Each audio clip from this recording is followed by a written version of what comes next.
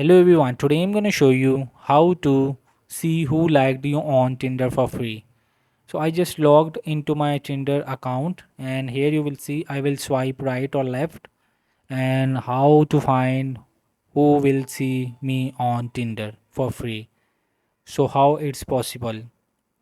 See who likes you.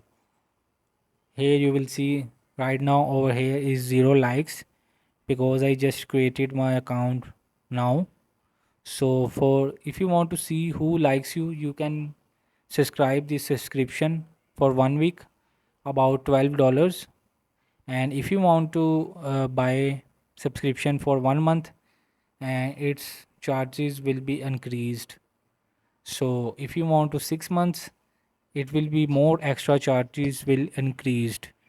So after you make subscription, you will be able to see who likes you and unlimited likes. So without subscription, you may not able to see who likes you on Tinder.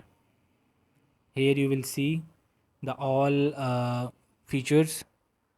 If you may subscribe this option, you can add a credit card and just pay this payment. So hope this video help you. Please don't forget to like and subscribe and get notified for more videos.